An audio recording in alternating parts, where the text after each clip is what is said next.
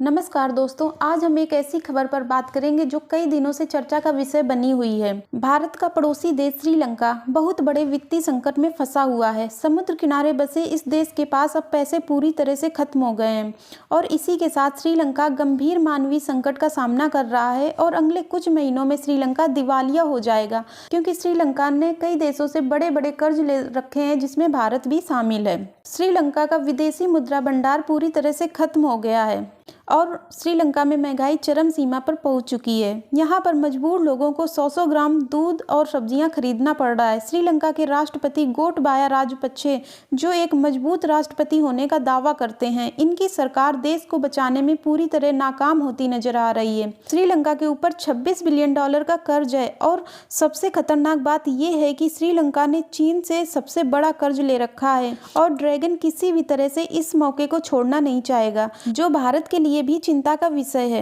श्रीलंका में विदेशी मुद्रा भंडार यानी फॉरेक्स, जिसे फॉरेन एक्सचेंज कहते हैं, वो केवल $1.5 बिलियन ही बचा है, जबकि इसी वर्ष 2022 में श्रीलंका को करीब $7 बिलियन का कर्ज की किस्त चुकानी है, जो कि श्रीलंका के लिए मुश्किल दिखाई दे रहा है। चूंकि श्रीलंका प्राकृतिक सौंदर्य से भरा हुआ है, इसीलिए श्रीलंका की जीडीपी का 10% तो केवल यहाँ पर्यटन उद्योग से आता है। लेकिन 2020 में कोरोना महामारी के चलते टूरिज्म बहुत ज़्यादा प्रभावित हुआ। लोगों का आना जाना बिल्कुल ही बंद रहा, जिसके चलते श्रीलंका में करीब 2 लाख लोगों की नौकरियां चली गईं और 5 लाख लोग गरीबी रेखा से नीचे आ गए हैं। और श्रीलंका की तबाही का एक कारण यह भी रहा है कि वहां की सरकार ने कुछ तुगलकी फरमान जारी किए थे। सरकार ने किसानों को ऑर्गेनिक खेती करने को कहा था बिना किसी तैयारी के, और सभी केमिकल फर्टिलाइजर को बैन कर दिया गया था, जिसके चलते वहां की फसलों का उत्पादन भी कम हुआ और महंगाई बढ़ गई। श्रीलंका चाय का बहुत बड़ा उत्पादक है, लेकिन इस बार जैविक खेती के चलते वहां केवल 50% ही चाय का उत्पादन हुआ। अगर बात चाइना की जाए तो चाइना की नज़र किसी न किसी देश पर रहती है, जिसे वह अपने डेब्ट ट्रैप में फंसा लेता है और वहां की संपत्ति पर अपना अधिकार कर लेता है। चीन पहले किसी कमजोर देश को कर्ज डिप्लोमेसी से फंसाता है और फिर उसे अपने हिसाब से उस देश में नीतियां बनवाता है।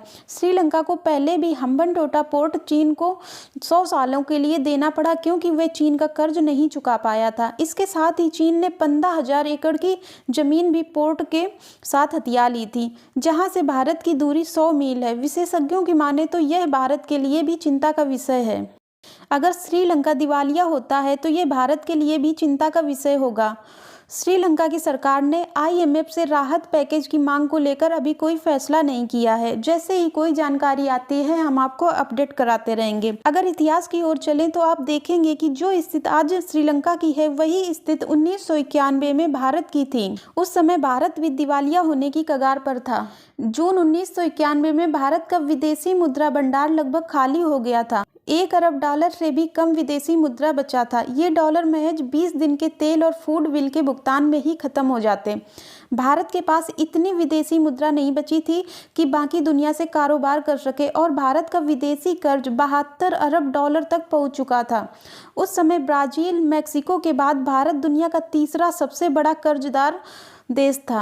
यहाँ तक कि देश की सरकार और अर्थव्यवस्था से लोगों का विश्वास उठ गया था। 1991 में भारत में आर्थिक संकट की कुछ वजह अंतर्राष्ट्रीय भी थी। जब 1990 में गल्फ वार शुरू हुआ था तो इसका सीधा असर भारत पर पड़ा था, क्योंकि वैश्विक स्तर पर तेल की कीमतें बहुत ज़्यादा हो गई थीं, जिसकी चपेट में भारत आ गया था। 1990 से 1991 के बीच भारत में राजनीतिक अस्थिरता भी चरम पर थी। भारत में महंगाई 7वें आसमान पर थी और अर्थव्यवस्था घुटने टेक चुकी थी और एनआरआई अपना पैसा निकालने लगे थे। निर्यातकों को लग रहा था कि भारत उनका उधार चुका नहीं पाएगा।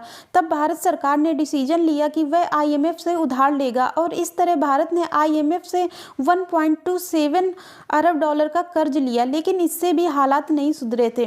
तब 1991 के अंत तक चंद्रशेखर की सरकार 20 टन सोना गिरवी रखने पर मजबूर हो गई थी। उस समय यही लग रहा था कि भारत दिवालिया हो जाएगा। 1991 में पीवी नरसिम्हा प्रधानमंत्री थे और डॉक्टर मनमोहन सिंह वित्त मंत्री के पद पर थे। प्रधानमंत्री और वित्त मंत्री ने कई सुधारों को अंजाम दिया और चीजों को नियंत्रित किया था और हमारा देश डिफॉल्टर होने से बच गया था। आज वही कंडीशन श्रीलंका की है जो 1991 में भारत की थी। तो आशा करते हैं दोस्तों ये जानकारी आपको समझ आई होगी। अगर आप ऐसे ही अपडेट रहना चाहते हैं तो आप हमारे चैनल को सब्सक्राइब करें और अगर वीडियो अच्छा लगा है तो लाइक बटन पर जरूर क्लिक करें। धन्यवाद।